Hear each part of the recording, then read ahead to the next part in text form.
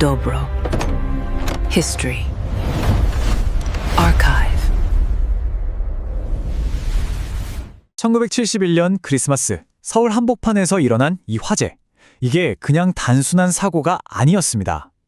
대한민국의 안전에 대한 개념 자체를 완전히 바꿔버린 정말 거대한 비극이었거든요. 도대체 어떻게 이런 끔찍한 일이 일어날 수 있었는지 지금부터 한번 이야기해보겠습니다. 1971년 크리스마스 아침, 서울의 풍경은 정말 끔찍했습니다. 당시 상황이 어땠는지를 정말 생생하게 보여주는 한 목격자의 말이 있는데요. 모두가 하늘을 올려다보고 있었다. 산타클로스를 기다려서가 아니었다. 하늘에서 사람이 떨어지고 있었기 때문이다. 정말 이 한 문장이 당시의 참상을 전부 말해주고 있죠. 자, 비극적인 크리스마스 아침. 발전의 상징이 어떻게 거대한 불기둥이 되었나? 이 비극을 제대로 이해하려면요, 먼저 그 시대 배경부터 알아야 해요. 바로 1970년대. 대한민국이 한강의 기적이라고 불리면서 엄청난 속도로 경제 성장을 하던 바로 그 시절이었어요. 서울의 스카이라인이 하루가 다르게 변하고 있었죠. 그 중심에 바로 이 대형각 호텔이 있었습니다. 21층짜리 초고층 빌딩. 이게 그냥 호텔이 아니었어요. 우리도 이만큼 발전했다라고 세상에 보여주는 대한민국의 자부심이자 근대화의 상징, 그런 존재였던 거죠. 최고의 엘리트들이 드나들던 아주 호화로운 공간이었습니다. 그런데 바로 그 크리스마스 아침, 이 모든 축제 분위기가 한순간에 악몽으로 바뀌어버립니다. 아침 9시 50분, 1층 커피숍에서 프로판가스통이 쾅 하고 터져요.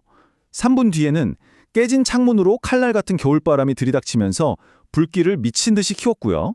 그리고 불과 10시, 그러니까 폭발하고 딱 10분 만에 불길이 건물 전체를 집어삼키는 거대한 화마가 되어버립니다.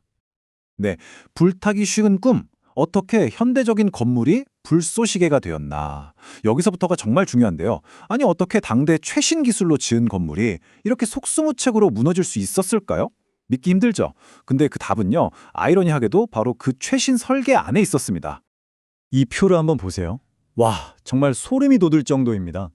1층 로비는 폭발 위험이 있었고, 객실은 온통 불에 잘 타는 카펫이랑 가구 투성이었죠. 심지어 8층 나이트클럽은 방음제 때문에 더 위험했고요. 꼭대기 21층 스카이라운지는 연기가 보이는 완벽한 장소였어요. 그러니까 호텔의 모든 층이 각기 다른 방식으로 마치 화재를 위해 짜놓은 것처럼 치명적인 위험을 안고 있었던 겁니다. 그냥 완벽한 덫이었어요. 그러니까 핵심은 바로 이거예요. 이건 그냥 운이 나빠서 생긴 사고가 아니라는 겁니다. 고층 건물에 스프링클러가 없어도 됐고, 내부를 불에 잘 타는 자재로 마감해도 됐어요. 심지어 불길을 막아줄 방화문도 없었죠. 창문은 또 꽉 막혀 있었고요. 이 모든 게 놀랍게도 당시 법으로는 아무런 문제가 없었습니다. 합법적으로 만들어진 완벽한 화약고였던 셈이죠. 자, 수직의 불지옥, 물리학이 어떻게 화재를 화염폭풍으로 바꿨나? 그럼 이제 불이 왜, 어떻게 그렇게 말도 안 되는 속도로 번졌는지 그 과학적인 원리를 한번 들여다볼게요. 이건 그냥 불이 옆으로 번지는 수준이 아니었어요. 말 그대로 불이 하늘로 발사됐다고 표현해야 맞을 겁니다. 그 무시무시한 속도의 비밀을 푸는 열쇠가 바로 이 연돌 효과, 영어로는 스택 이펙트라는 현상입니다. 이게 뭐냐면 높은 건물 안이랑 밖의 온도 차이가 클 때 건물이 하나의 거대한 굴뚝처럼 변해버리는 현상을 말해요. 호텔이 어떻게 굴뚝이 됐는지 한번 볼까요? 자, 1단계, 1층에서 가스가 폭발하면서 엄청난 열이 생겼죠. 2단계, 깨진 창문으로 영하의 차가운 바깥 공기가 싹 들어옵니다. 그럼 어떻게 될까요? 이 뜨거운 공기는 연기랑 불씨를 머금은 채로 위로 솟구치는데 계단이랑 엘리베이터 통로가 그야말로 고속도로 역할을 한 거죠. 4단계, 불길이 단 몇 분 만에 모든 위층으로 배달되는 겁니다. 로켓처럼요. 82m. 이게 바로 대연각 호텔의 높이였습니다. 아파트 층수로 따지면 거의 25층에서 27층 정도 되는 높이예요. 수백 명의 사람들이 저 까마득한 높이에 갇혀버린 겁니다. 그런데 당시 우리나라 소방서가 다진 가장 긴 사다리차가 닿을 수 있는 높이는 고작 32m였습니다. 건물 8층 높이죠. 그 말은 즉 8층보다 위층에 있던 사람들은 구조대의 손길이 아예 닿을 수 없는, 말 그대로 하늘에 떠있는 섬에 고립된 거나 마찬가지였습니다. 절망의 도약, 물리학이 생존 의지를 압도할 때 등 뒤에서는 타는 듯한 열기가 밀려오고 눈앞에는 까마득한 허공만 펼쳐져 있는 상황. 이 안에 갇힌 사람들은 정말 상상조차 하기 힘든 가장 끔찍하고 절박한 선택의 기로에 놓이게 됩니다. 사람들이 창밖으로 매트리스를 던졌습니다. 저기에 떨어지면 살 수 있지 않을까 하는 정말 마지막 희망이었겠죠. 하지만 그 희망은 물리학의 냉혹한 현실 앞에서는 너무나도 무력했습니다. 시속 80km가 넘는 속도로 떨어지는 충격을 매트리스 따위가 흡수할 수는 없었으니까요. 대부분은 그 매트리스를 비껴나가기까지 했고요. 정말 희망과 현실의 잔인한 대비를 보여주는 거죠. 그럼 하늘에서의 구조는 어땠을까요? 헬리콥터가 떴습니다. 마지막 희망이었죠.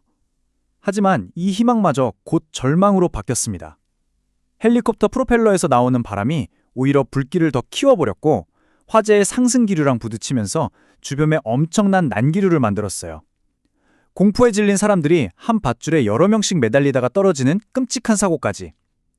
이 모든 장면이 당시 TV로 생중계되면서 온 국민에게 씻을 수 없는 트라우마를 남겼습니다.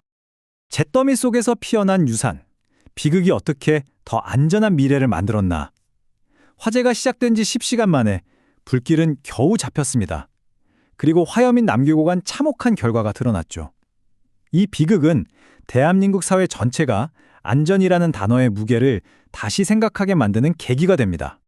그 결과는 정말 참혹했습니다. 불에 타서 돌아가신 분이 100명이 넘었고 유독가스에 질식해서 돌아가신 분도 수십 명. 그리고 살기 위해 뛰어내렸지만 끝내 목숨을 잃은 분이 38명이었습니다. 총 163명의 소중한 생명이 희생된 대한민국 역사상 최악의 화재 참사로 기록됐죠. 특히 당시 대만 외교관이었던 위셴롱 씨의 이야기는 우리에게 더 큰 경각심을 줬습니다. 이분은 연기가 자욱한 11층에서 무려 10시간을 버텨내고 기적적으로 구조됐거든요. 모두가 이제 살았다고 생각했는데 안타깝게도 11일 뒤에 결국 돌아가셨습니다. 바로 연기 흡입으로 인한 후유증 때문이었죠. 불꽃만큼이나 아니 어쩌면 그보다 더 무서운 게 바로 연기라는 걸 똑똑히 보여준 사례였습니다. 하지만 이 수많은 희생이 그냥 헛되진 않았습니다. 이 참사를 계기로 우리나라의 소방법이 완전히 뜯어 고쳐졌거든요. 흔히 대형각법이라고 불리는데요. 11층 이상 건물에는 무조건 스프링클러를 설치해야 하고 내장재는 불에 안 타는 걸 써야 한다는 법이 생겼습니다. 건물 밖에 비상계단을 만들고 호텔 방마다 완강기라고 부르는 피난용 밧줄을 설치하게 된 것도 바로 이때부터입니다. 우리가 지금 너무나 당연하게 생각하는 안전장치들이 사실은 이 끔찍한 비극의 대가로 만들어진 거죠. 그날의 비극은 지금 우리에게 이렇게 묻고 있습니다. 우리가 지금 너무나 당연하게 여기고 있는 이 안전이라는 게 사실은 누군가의 끔찍한 희생 위에서 만들어진 거라는 사실을 잊지 말라고요. 그리고 더 나아가서 지금 여러분이 서 있는 바로 그곳은 과연 안전한지 다시 한번 돌아보라고 말이죠.